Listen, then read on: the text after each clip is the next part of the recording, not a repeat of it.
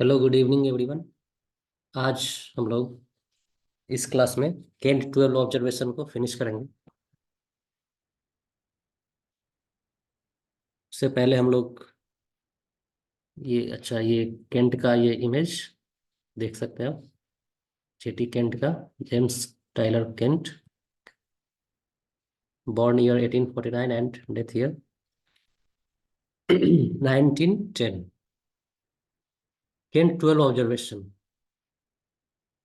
Observations are taken after specific remedy. Observation क्या है? किसी भी रेमेडी को प्रिस्क्राइब करने के बाद हम लोग पेशेंट के कंडीशन को ऑब्जर्व करते हैं।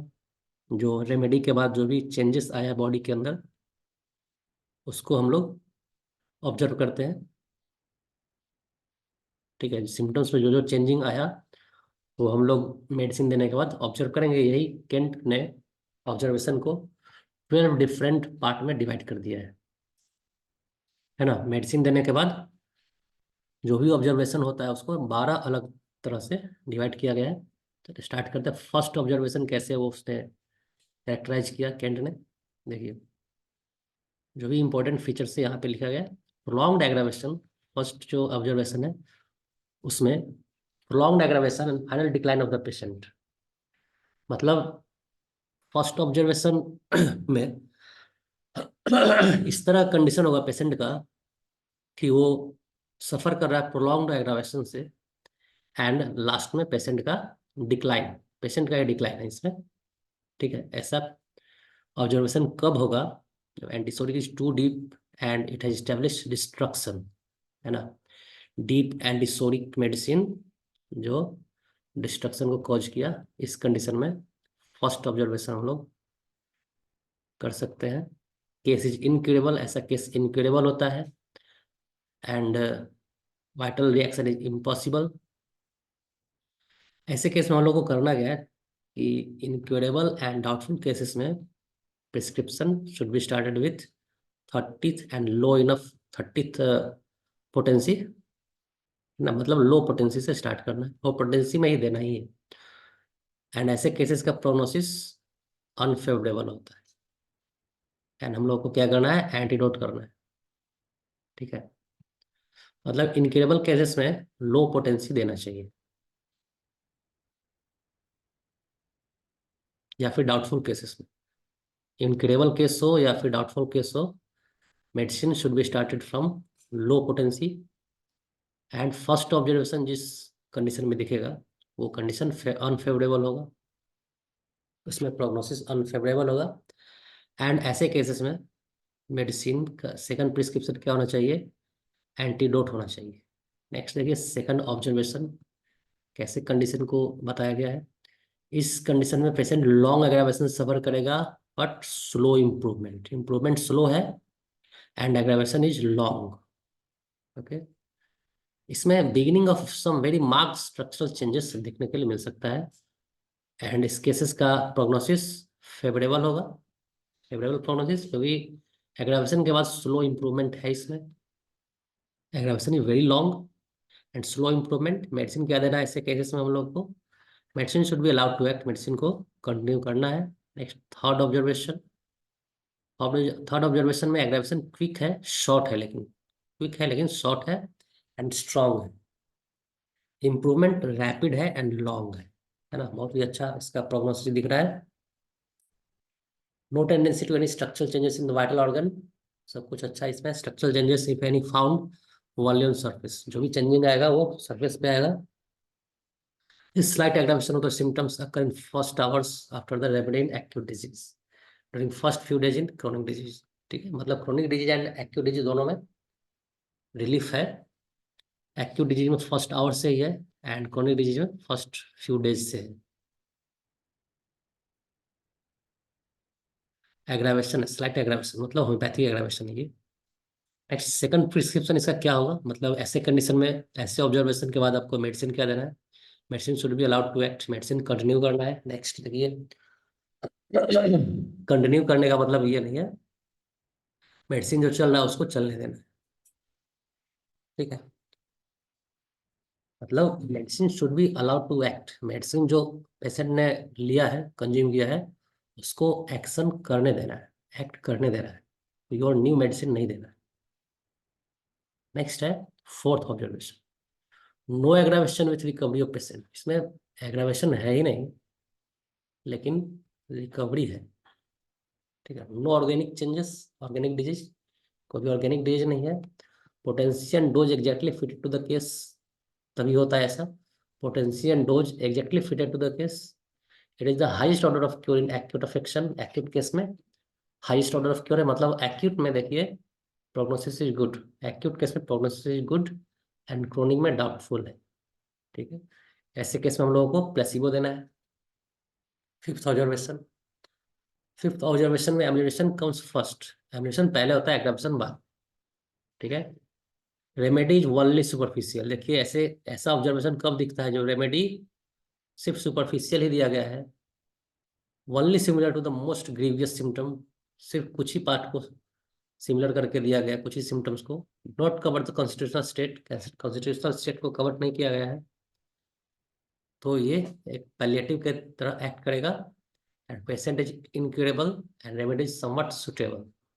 ठीक है, प्रोग्नोसिस ऐसे केस में अनफेवरेबल है। एंड नेक्स्ट प्रिस्क्रिप्शन में आपको करना क्या है, more similar medicine is to prescribe, क्योंकि यहाँ पे सिमिलर मेडिसिन पूरी तरह से नहीं दिया गया, एक सुपरफिशियल सिमिलर मेडिसिन दिया गया है। तो आपको क्या करना है, मोर सिमिलर मेडिसिन प्रिस्क्राइब करना है। सिक्स ऑब्जर्वेशन, ऐसे केस में too short relief of the symptom. ऐसे केस में क्या देखेंगे हम लोग, relief of the symptom is too short, relief बहुत ही short. Higher and higher potential curable cases acts long time, so the patient gets relief for long period. High potency जो medicine होता है उसमें पेशेंट लॉन्ग टाइम तक relief feel करता है, लेकिन जो कंडीशन है ये, इसमें short relief of the patient है, short relief of the symptom है। टू शॉर्ट रिलीफ में भी ड्यू टू, ये टू शॉर्ट क्यों होता है, जनरली देखिए लॉन्ग पीरियड तक रिलीफ होता है, बट टू शॉर्ट क्यों हुआ यहाँ पे, due to spoiling of the action of medicine by drinking liquor, handling chemicals, fumes of ammonia, ये सब लेने के बाद रिलीफ शॉर्ट हो गया। ठीक है, in acute disease too short amelioration is due to high inflammatory changes. अगर हाई ग्रेड का इंफ्लामेटरी चेंजेस आया है बॉडी में, हाई ग्रेड का इन्फ्लामेशन है, तब भी पेशेंट शॉर्ट एम्यूनेशन को फील कर सकता है। In chronic disease too short amelioration is due to structural changes and organs are destroyed or in a very precarious condition। ऐसे कंडीशन में क्रोनिक डिजीज के केस में, अगर क्रोनिक डिजीज इस तरह का है जिसमें स्ट्रक्चरल चेंजेस है, ऑर्गन्स डिस्ट्रॉयड है, ऐसे केस में भी पेशेंट टू शॉर्ट एम्यूलेशन को फील करता है। एंड एक्यूट डिजीज में हाई इन्फ्लामेशन है, तब टू शॉर्ट को पेशेंट फील करता है, टू शॉर्ट रिलीफ को, है ना। मतलब रिलीफ अगर बहुत ही छोटा है तो एक्यूट केस में ये कारण हो सकता है, एंड क्रोनिक केस में ये कारण, मतलब ऑर्गन डिस्ट्रॉय होगा, स्ट्रक्चरल चेंजेस होगा। ओके, तो एक्यूट केस में medicine should be repeated. Acute case में हम लोग को क्या करना है, मेडिसिन रिपीट करना है। एंड क्रोनिक केस में prognosis bad and more suitable medicine is to be selected. ठीक है, मेडिसिन सिलेक्शन सही होना चाहिए। एंड प्रोग्नोसिस बैड है, six observation. Seventh observation, a full time evaluation of the symptoms yet no special relief to the patient।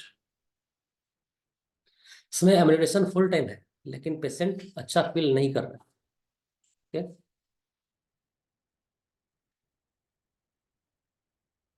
present of latent or latent organic condition which prevents improvement beyond certain age stages।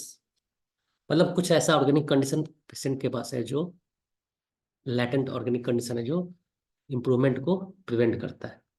Example, kidney का disease हो, या फिर insisted tubercle हो, या फिर one kidney हो, है ना, वन किडनी हो, या फिर इंसिस्टेड ट्यूबरकल ऑफ लंग्स हो। ऐसे केस में patient full time ammunition feel करेगा, लेकिन किसी भी तरह का स्पेशल रिलीफ नहीं मिलेगा। Remedies act favourably but the patient is not cured and never can be cured. Remedies favourably act कर रहा है, ठीक है, लेकिन पेशेंट क्योर नहीं हो पाए। प्रोग्नोसिस ऐसे केस में पुअर, एंड प्रिस्क्रिप्शन क्या है, ओनली पैलिएशन, हम लोगों को सिर्फ पैलिएट करना है, ठीक है। Eighth observation, some patient prove very remedy they get, every remedy they get. Eighth observation में क्या लिखा है कि हर मेडिसिन को ये प्रूव करता है ऐसा पेशेंट। कौन सा पेशेंट होता है, idiosyncratic patient, over sensitive patient, idiosyncratic patient, okay. Aphorism number 117 में दिख जाएगा ये, ठीक है। पेशेंट्स आर आइडियोसिंक्रेटिक मतलब वेरी सेंसिटिव होगा, हर मेडिसिन को ये प्रूव करेगा। हिस्टेरिकल पेशेंट होगा, over sensitive patient, they are provers and prove highest potency. ऐसे पेशेंट को their acute disease cured by 30 और 200 पोटेंसी, एंड क्रोनिक डिजीज कैसा क्योर, कब क्योर होगा, 30, 200 एंड 500 पोटेंसी। ऐसे पेशेंट को हाई एंड लो मेडिसिन नहीं देना है, हाई एंड लो पोटेंसी का मेडिसिन नहीं देना है, and they born with this sensitivity and dies with it. मतलब आइडियोसिंक्रेटिक पेशेंट कभी लाइफ में इससे रिकवर नहीं होता है, ये कंडीशन जो इसका है ओवर सेंसिटिवनेस का, ये पूरा लाइफ बना रहेगा। प्रोग्नोसिस इसमें पुअर होगा। Ninth observation, action of medicine upon prover, ठीक है। ये एफोरिज्म नंबर 141 से जुड़ा हुआ है। मतलब हेल्दी प्रूवर कोई होता है, healthy prover are always benefited by prove, it is properly conducted. Healthy prover अभी फिजिशियन भी हो सकता है इसमें, अगर प्रूवर हेल्दी हो, फिजिशियन हो, तो बहुत ही बेनिफिशियल होता है। फिजिशियन को बेस्ट प्रूवर कहा भी गया है, एफोरिज्म 141 में आप लोग देख सकते हैं। ऐसे केस में कॉन्स्टिट्यूशनल स्टेट को प्रूविंग से पहले नोट करना चाहिए, एंड प्रूविंग के बाद भी नोट करना चाहिए क्या क्या चेंजेस आया। 10th observation, new symptoms appear after the remedy, new symptoms appear after the remedy. Remedy देने के बाद अगर पेशेंट में न्यू सिम्टम आने लगे, न्यू सिम्टम समझिए आपका रेमेडी होम्योपैथिक नहीं है, prescription is not truly homoeopathic. इसमें greater number of new symptoms coming, the prescription is more unfavourable. और न्यू सिम्टम ज़्यादा, जितना ज़्यादा आ रहा है उतना अनफेवरेबल प्रिस्क्रिप्शन है। आफ्टर द न्यू सिम्टम से पास्ट अवे, जैसे ही न्यू सिम्टम खत्म होता है, न्यू सिम्टम जैसे ही डिसअपीयर होता है बॉडी से, पेशेंट में settle down to original state but no improvement takes place. मतलब जैसे ही न्यू सिम्टम डिसअपीयर होगा बॉडी से, पेशेंट पेशेंट का न्यू सिम्टम तो चला जाएगा, सेटल डाउन हो जाएगा, ओरिजिनल स्टेट में आ जाएगा, लेकिन पेशेंट में इम्प्रूवमेंट नहीं है, ओके। ऐसा केस पुअर प्रोग्नोसिस का होगा, एंड करना गया है डिस्क्रिप्शन में एंटीडोट करना। 11th observation, when old symptoms are observed to reappear, old symptoms अगर वापस आ रहा है तो ये 11th ऑब्जर्वेशन है। More old symptoms reappear, more the disease is curable, तो ये अच्छा प्रोग्नोसिस है इसका, है ना। ओल्ड सिम्टम अगर आ रहा है तो अच्छा प्रोग्नोसिस है। Old symptoms appear after the aggravation has come, symptoms disappear in reverse order of their coming, ये हेरिंग्स लॉ ऑफ क्योर है, symptoms disappear in the reverse order of their coming, ठीक है। मतलब जिस तरह से आया उसी तरह से ये डिसअपियर भी होगा। Symptoms that are present subside, जो भी सिम्टम है सबसाइड होगा, ओल्ड सिम्टम्स आता रहेगा वापस, old symptoms come back and goes off, medicine must B let alone, ठीक है। Patient is on the road of recovery, मतलब बहुत ही अच्छा रिकवरी है, बहुत ही अच्छा प्रोग्नोसिस है अगर ओल्ड सिम्टम्स वापस आ रहे हैं तो। ये रिलेटेड है हेडिंग्स लॉ ऑफ क्योर से, ठीक है। Next 12th observation and last observation, symptoms take the wrong direction. अगर सिम्टम्स रॉन्ग डायरेक्शन में जा रहा है, न्यू सिम्टम्स आ रहा है, this occurs when a medicine is selected on the basis of external symptom। अगर सिर्फ एक्सटर्नल सिम्टम्स के बेसिस पे मेडिसिन प्रिस्क्राइब किया गया है तो रॉन्ग डायरेक्शन में सिम्टम्स जाएगा, and medicine must be antidoted, medicine को क्या करना है, एंटीडोट करना है।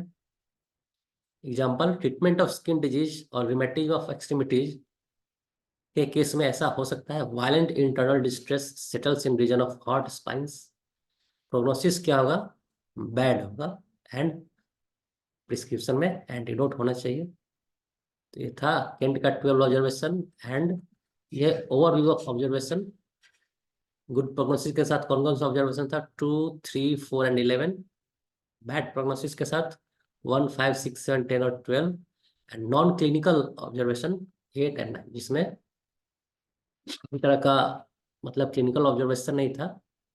इसमें आइडियोसिंक्रेटिक पेशेंट के बारे में बताया गया, इसमें हेल्दी प्रूवर के बारे में बताया गया। ओके, केंट ऑब्जर्वेशन यहीं पे फिनिश होता है।